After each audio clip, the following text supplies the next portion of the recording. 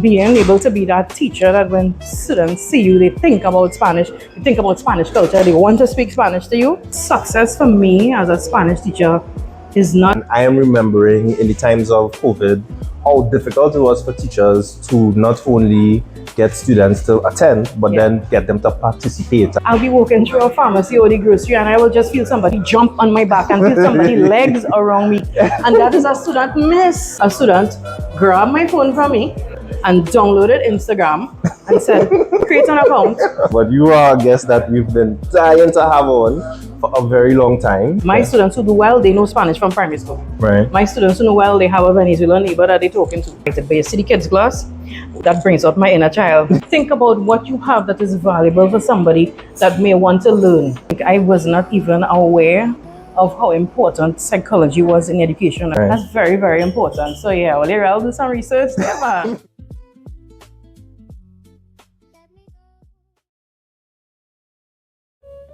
Good evening, everybody. I hope all is well. Back again with a very, very, very special guest, Miss Gabrielle Pedro, Professor Pedro. Thank you for joining us. My pleasure. So I didn't think that España was going to win that game against Francia, though. But don't worry, for all the bandwagoners, I have you. I no disrespect to any of our previous guests, but you are a guest that we've been dying to have on for a very long time. So let me start with this. I would have started my business about 2 years ago, February of 2024 to be exact. And being a new business owner, there were many things that, were on my mind in terms of how to properly set up a business. And where you came into play specifically is I would be looking at your videos on Instagram and on TikTok. And I'd never told you before, but you did give me quite a lot of inspiration in terms of setting up my own business social media presence. So that was one of the reasons why I was so eager and have been trying for a very, very, very long time to have you on, to be able to speak with you about language first and foremost, of course, but a little bit about social media as well. So thank you for finally... Thank you for that wonderful introduction, and thank you for inspiring me. Thank you for accepting the invitation and for being here with us. Definitely. So let's start off here. I think a lot of people who know you on social media know you as Professor Pedro. So let's get a little insight into the backstory of Professor Pedro. Tell us a little bit about how your love for languages and Spanish started. Oh, it started. Well, it started when I was about 5 years old. I witnessed my Venezuelan aunt and uncle having an argument in Spanish. I was fascinated. Okay. And I asked my aunt, I said, what is that you're doing? What is that you're telling? She said, that is Spanish. You have to learn. I was like, yeah, sign me up. Sign me up. And ever since, and from that day on, I have always loved, I just love the way it sounded. I just love to see how I didn't know anything about the culture. I just only knew about how it sounded, and that was enough to sell me.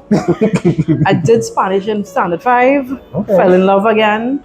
And it was one of the things that was always, I always had the highest grades in Spanish. Okay. So it kind of stuck and grew on me. So Spanish in Standard 5, I find that's very interesting because I remember when I was in Standard 5, my primary school teacher, Miss Bailey, shout out to her, she was very, I would think, ahead of her time in that when we finished Common Entrance, which is now the SEA exam, we had about 2 or 3 months with not much to do. And one of the things that she did was she brought in a Spanish teacher to start introducing us to language. So can you tell me a little bit about Spanish in primary school? What was that like?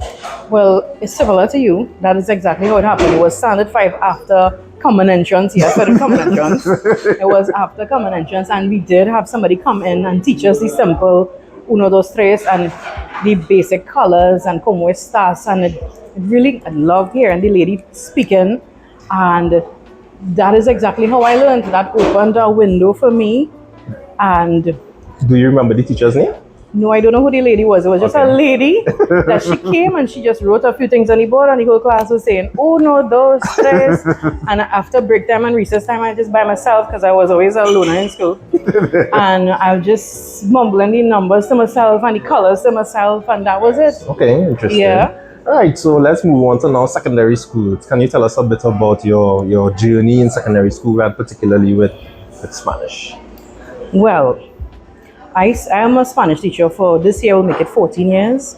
I've had experiences in more than one school, and it has been quite a very eventful, sometimes stressful, but very eventful and rewarding experience. Okay. Being able to be that teacher that when students see you, they think about Spanish, they think about Spanish culture, they want to speak Spanish to you. Yes. It is very rewarding. I totally enjoy it. Okay. For sure. It's totally, but I enjoy it for the most part. I don't want to lie on here, but I do enjoy it for the very most part. Okay, so it's all right. You said you taught Spanish in multiple secondary schools. Do you want to give us a list of the places? Well, I have been mainly in 2 secondary schools. However, I have had the opportunity to teach in more than one secondary school throughout the country. Okay. So I got a little bit of experience in what we call the prestigious schools, the average schools, the government schools, the mediocre schools. And I think it really just kind of enriched my abilities, Okay. just having that How so? experience. Because, sometimes when you're in one environment, you just assume that that is how it's always going to be, that the students are always going to not do your work. And then when you get the opportunity to go in a class, when the students see you walking, their faces light up, and they say, they volunteer in the homework, which is something I wasn't accustomed to. Right. But when they volunteer in the homework, it's refreshing. It shows that students are eager, and we feed off each other's energy. Yes. So I use whatever the things that I would have learned from the schools where the students were not doing so well to encourage them to do the Spanish. Yes. Use that in all of the other techniques and all the other, and it has been very useful in a lot of the cases. Okay. That's you say that, and that starts to carry me back both to my experience as a student. First in Woodbrook Secondary for O levels, and then in St. George's College for A levels. And the experiences in the 2 schools were like night and day. The approach that a lot of the children would have had, especially towards foreign languages, in Woodbrook Secondary, it wasn't the most, let's say, enthusiastic of students. And then compared to St. George's College, which at the time was the #1 school for foreign languages in the country. Right. There was a complete difference in the enthusiasm of the students, dedication to the language. And then now I think even a little further to when I did I call it my penance, a couple years of teaching in Trinity College East. But this was in the early days of Trinity College East. The teachers who were there at the beginning would know that it was a little different compared to Trinity College East today, where walking in teaching French and Spanish to young men especially was challenging, to say the least. You want to open to the So I'm hearing you saying that, and I can only imagine, because I think again of Trinity College East and teachers that sound a lot like you in that they were so dedicated to wanting the children to learn that they would find ways to encourage students, motivate the students, and get them to participate. So what would you say, based off of all of these experiences, are there any particular stories in terms of students that were successful in later on in life with regards to languages that sticks with you? Well, firstly, I would like to say that success for me as a Spanish teacher is not defined by a master's in Spanish or a job with the United Nations or something as a translator or an interpreter. Success for me as a Spanish teacher is things that I have did or said have influencing my students to just want to go a step further and push yourself to become the best that you can be. I understand. So I have had many, in my book, I have had many success cases. Not many went on to university, not many did very well in Spanish. Okay. Because a lot of them have the limitations, just like you say. If you don't have the motivation, it's going to be very difficult to do well. Yes. But I have a lot of success stories where I'll be walking through a pharmacy or the grocery and I will just feel somebody jump on my back and feel somebody's legs around me. And that is a student, Miss. Yes. And they will look at me and they'll say, Miss, whatever you said, everything you said, I will never forget it. Yes. Miss, everything you said was so true. That's Yes. really, what you said about boys is true. And that is how I know I'm successful. Yeah. So I don't have anyone. I have students who went on to university. I can't think about one. Actually, I could think about one where a student was probably doing like 10-20% Okay. in Spanish. Okay. And after a serious talk, I wouldn't say that on air, but after a very serious talk, I noticed a change within the student after 1 month, after it was the Easter holidays. Right. And she came back in the April of the third term Yes. as a new Spanish student. Okay. She was so good. She was finishing my sentences. Right. She went on to do Spanish in university level. Okay. Yes, she did. And she's still fluent to this day, and I'm Okay. very, very proud of her. Okay. Okay. Yes. Awesome. Thomas. Okay, so now let's transition a little bit because what I would think the majority of people that know you from is your persona. I don't know if that's the right way to call it, of Professora Pedro. So as Professora Pedro, you offer a lot of insight, a lot of tips in terms of Spanish and Spanish language, but you also offer lessons, I would think, for a lot more than just simply secondary school students. So can you tell us a bit about how that started and where that is today? All right, so I would have started with social media. Not one. This is the me. This is not who I am. I am not an extrovert in any way. Social media was not something I ever wanted to do.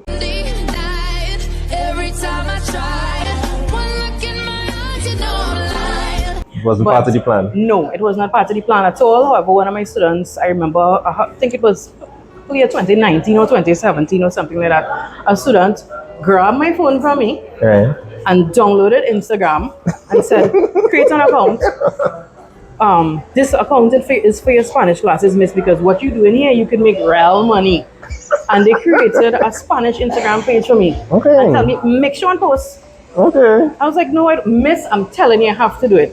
And during the downtime, the COVID experience, I was a little bored and I was, something, let me feed this beast a little bit. Okay. And I started doing online classes and it just went over to TikTok and Okay. that is how it started. So we basically have a student to thank for I have a student to Professora thank Pedro. for stealing my phone. Unlock the phone, download create a new profile, because I had the Instagram, but they created a new profile. So that is for Spanish. So a named student, if you're watching this interview, it sounds as though you have some royalty checks to collect at some point.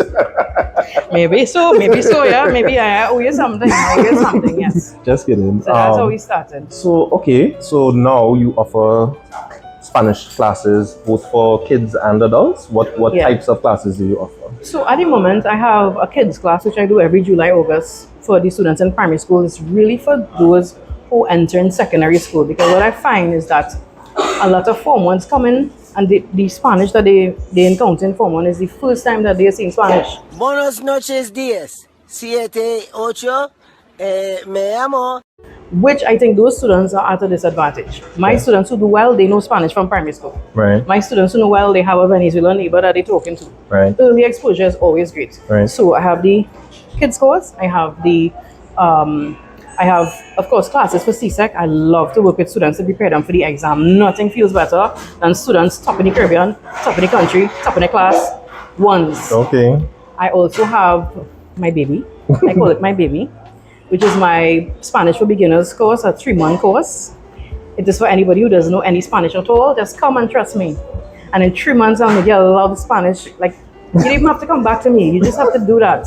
I keep telling me, they don't believe it, but after 1-2 weeks, you speak in Spanish. Mm. Having conversations. So I really designed that for people who don't know any Spanish, and the English speaker. What will I want to know as an English speaker wanting to know Spanish? Yes. So those are the 3 main things, and then I have a follow-up to the beginners, which is an intermediate class for those who want to take it seriously. Those people who want to do the Spanish for their job, who need it Right. to start writing emails now Yes. in Spanish. And then I have one-on-one sessions as Okay. well. So So it sounds as basically- though these classes are more for adults compared to the first couple that you mentioned? Yeah, the kids. I don't have many classes for kids at the moment. Okay. But secondary school, I'm a boss of that. Adults, I'm a Alright. boss of that. I love my kiddies too. So Yeah. that that being said, I'm curious to hear what are your thoughts about the differences in terms of teaching or learning when it comes to kids compared to teenagers compared to adults. Well, but okay, with the adults, it's always easier because when an adult signs up for a Spanish class and they spend their money, the motivation is already there. I don't have much to do. With the teens, you have to do a little bit of pulling and tugging because sometimes they have no choice. They have to do Spanish based on the school that they are at. So sometimes the motivation you have to fight. You have to fight it. But you see the kids' class, that brings out my inner child. And they singing and dancing with the children. And the parents tell me that the children a whole hour in front of the laptop before the class starts on a Saturday waiting for the class, asking for more classes, wanting to meet me and all kind of things. So it brings out a different side of my personality for each level. Okay, interesting. Yeah. So it sounds as though the adolescents are the ones that they have a little more work to do in terms of getting their attention or keeping their attention. And preparing for the exam. Right. So all of these classes are online, correct? All. So what would you say are the differences between teaching online versus in person, if any? I'd say physical. I'm a teacher who walks around the classroom. Right. You can fall asleep in my class and things.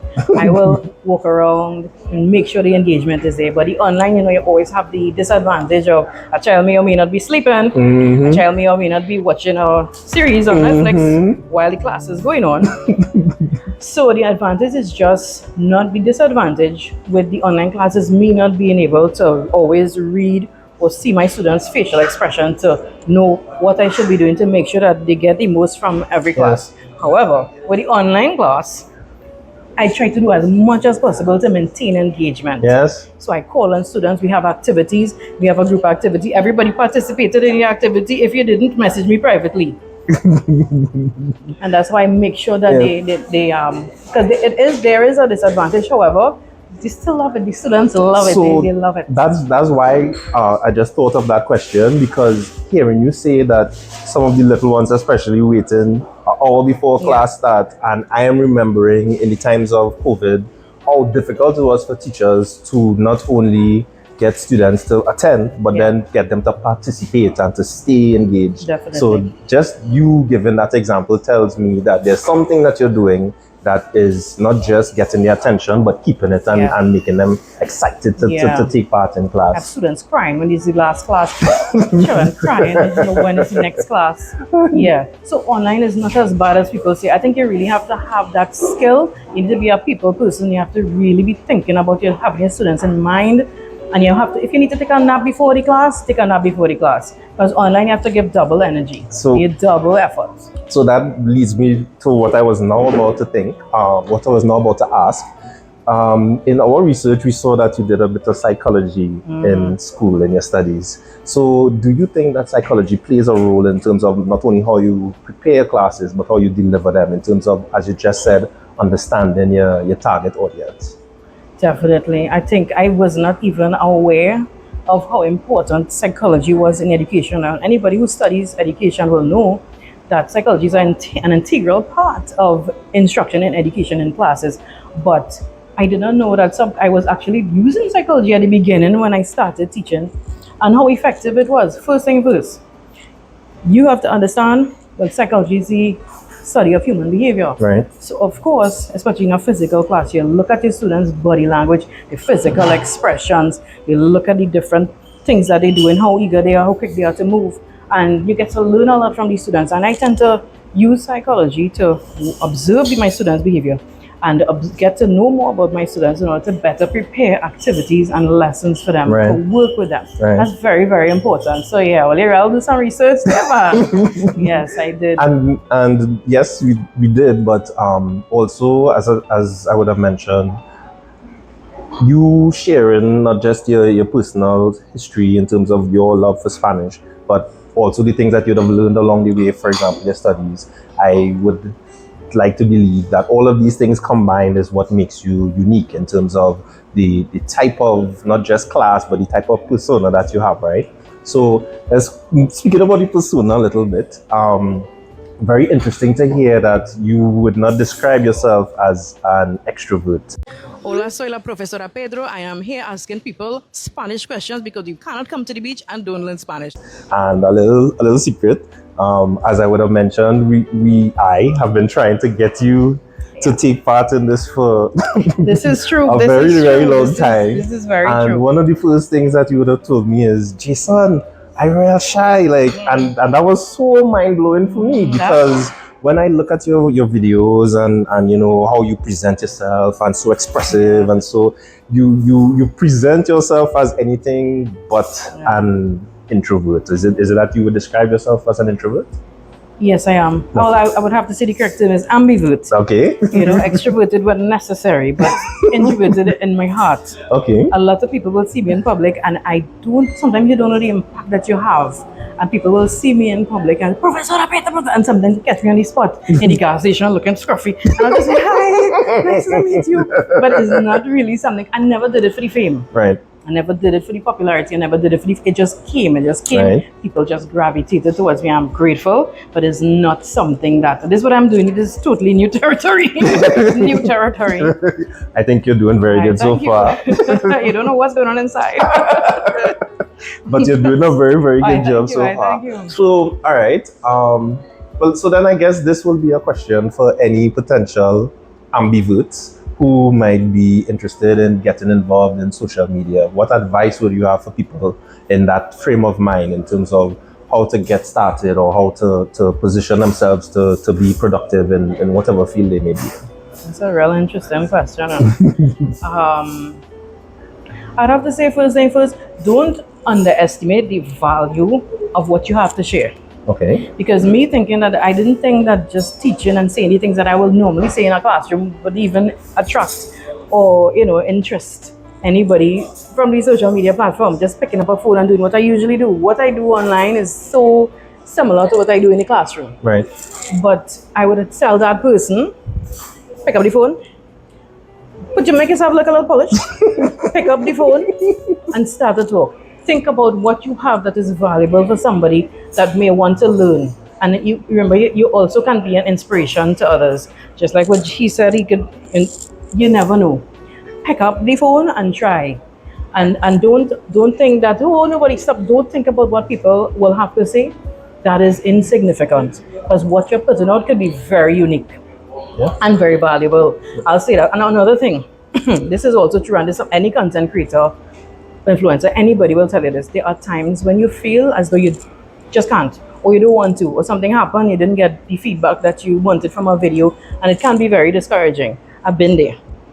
You just pick up the phone, put it in front of your face, or create a play or skit, whatever it is that you need to bring across the message, because what you have may be very valuable to somebody else. Very, very true. And I guess at least for this particular occasion, you have a, well, I don't know if I could call myself a success story, but you have a living testimony to what it is you're saying there, because I didn't understand it fully at the time, but watching your videos in the beginning when I started my business, I would also consider myself to be maybe ambivert. Like, I don't consider myself to be an extrovert. But one thing that I was determined that my business would become successful. And I knew that in order for my business to become successful, I couldn't leave it up to somebody else to do the social media or to do the work. Sure. So as shy and as scared as I was, looking at you and your videos, I took that inspiration and I picked up the phone and I put it in front of my face. And, I could still remember, the first one or two videos that I did, and looking back at it and be like, oh! I know that feeling. I know that feeling. But, I kept picking up the phone. Yeah. I kept doing the recordings. And I think that has helped me a lot to reach the way I am today. I still have a lot of work to do. But maybe something that I could also add to what you were saying is, even when you do think that there's a video that you do that does not get the response that you want, there's still lessons to be learned in that. Correct. Like, even in failure, there's still lessons to be learned, because sometimes I could think of one of our very first TikTok video with one of our former interns, Tariq, who's now part-time worker with us. And again, we just pick up the phone, we pick up the office phone, pick up Tariq. We picked up the office phone because we just pick up our phone and we did it. And one of the first comments, clean your screen. Yeah, that's Change your phone. Yeah. No, I mean, the person might have meant it as a joke or to make fun, or Wow. but Oh, that's what he comment. Oh, yes, that was a comment. I'm shocked. But it was instructive for us because it helped us to realize, hey, next time around we use a different phone, or if it is we using our camera, make sure and clean the screen. So even when there are things that aren't so successful, there's still lessons to be learned if you're paying attention to it. So one last thing before we look to close off, we have a little series, a little trend where the previous guest would be leaving a question for our current guest, which is you. So our previous guest, which was Javan Bennett, he left a question for you, and the question was a question for our next guest, whoever that will be. Okay, so question for our next guest, whoever that may be. If your life were a movie and there was an audience looking on, what would they be screaming at the screen? What is so obvious that you need to be doing in your life that anyone looking on could tell you, but you're not noticing? Really good one. Just because, well, probably I would be telling myself, wait, but that question, wait. That's a really good question. Oh my God, I got it. I'll be telling myself, people will be shouting at the screen. Just because somebody did it before doesn't mean you can't do a more refined version. Just because it was there already doesn't mean that you can't have a chance at it. There is room for everybody to be great, and we all can benefit from each other's skills and expertise, experience, at the same time without replacing or removing somebody else. So that's what it'll be. Get up, and there's so many ideas I have in here, Jason. And sometimes I self-sabotage and I say, oh no, somebody do that already. Oh no, somebody, no, I'm going to do it. I'm going to do it. So I need to remind myself that's what somebody will be screaming at the screen. Okay, awesome answer. All right, and now to close, I'd like to have you look into the camera and ask a question to our next guest, whoever that may be.